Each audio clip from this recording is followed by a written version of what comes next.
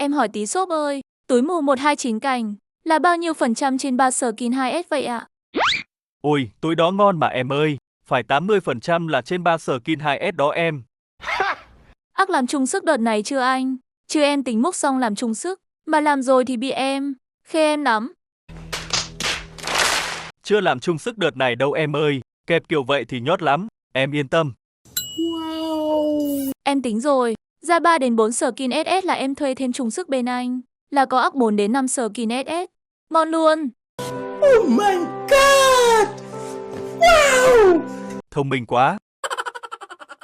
Em đam mê nhiều skin SS, thì em chọn túi mù 129 cành là lựa chọn đúng đắn đấy. Dạ, vậy em hẹn shop mai em móc tí kết của mẹ rồi em vào múc.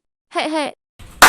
Vỗ tay, vỗ tay! Vãi cả đạn em ơi, vậy thì mang tiếng Anh quá. Em chiêu tí thôi anh à, hẹn mai em nụ mắc nha.